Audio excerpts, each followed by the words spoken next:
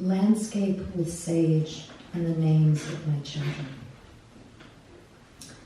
I picked all the flowers. I palmed all the stones.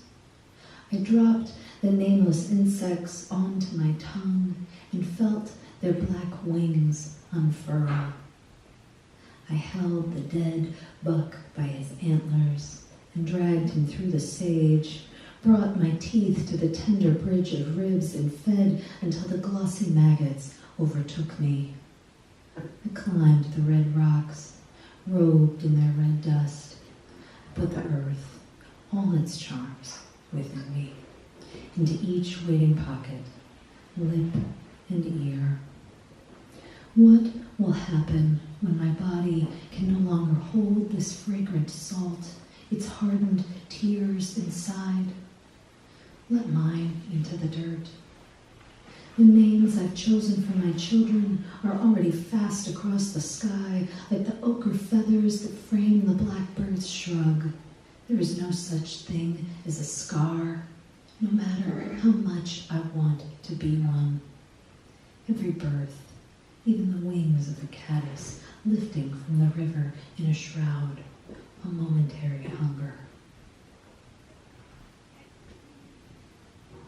It's so fantastic to be here today. I was looking through my calendar and I realized that I have given, this is my 29th reading in the last 60 days.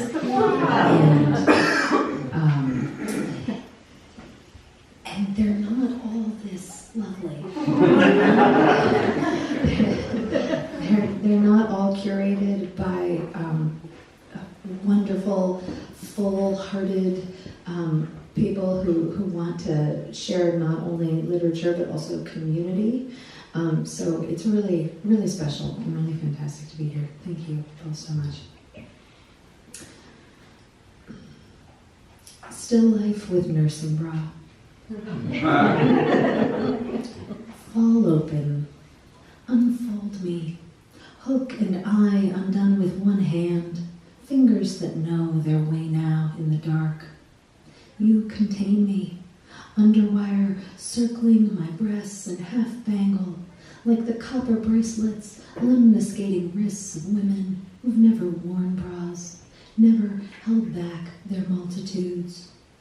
You of the hidden crabapple bruise yellowing on my chest. You of her ecstasy, eyes rolled back in her head, hands in her sweat-damp hair. You, milk that rivers down my skin, shimmering of hunger, the want of a wet mouth. Nursing bra, black, nude, electric orange and lace-trimmed, tucked in the back of the drawer or hung dangling from a doorknob. I once fumbled with you, stale of the dentist's lobby, cut by a thin mewling that made us all shiver. The waiting room's terrified ripple as I struggled with the clasp that kept me from spilling open. Instead, the leaking through, a sticky flower blooming down my chest until I wrenched you free, flapping and fearless, one wing taking flight from my breast.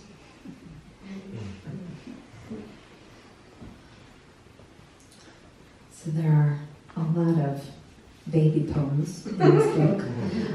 I started these poems when I was pregnant with my daughter and finished the poems in this book probably when she was about 3.5 years old. But I hesitate to say that this book is about having a baby. I feel like the baby is just this way of writing about everything else. Getting the baby to sleep.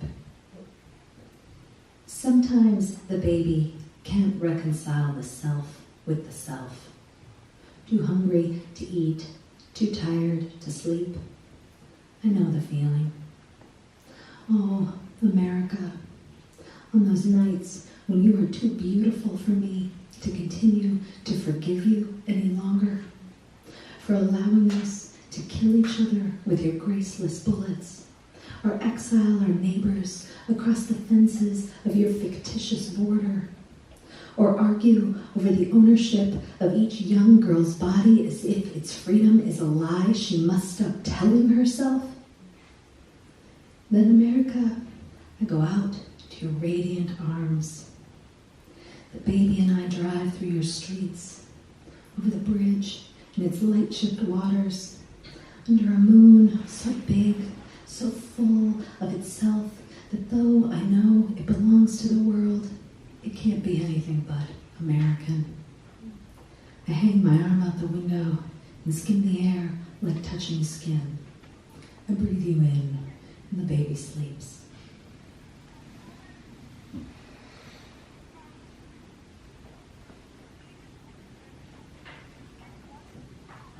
I'm just going to read one more poem.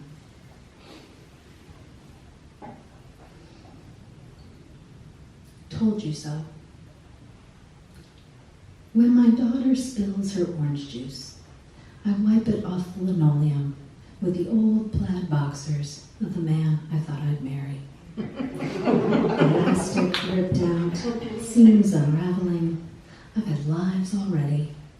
At night, they crawl across my skin before I can turn on the light.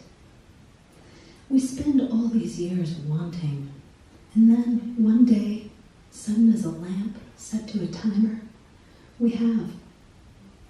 There were the nights I drank just so I could feel a little more of my own unhappiness. Now, with my feet pressed into this rug, I'll never be that drunk again. Before I went to the clinic to get pregnant, I cried onto the shoulder of an old flame, worried that whoever I loved next would never know my body when it was beautiful. How could I have been wrong about so many things?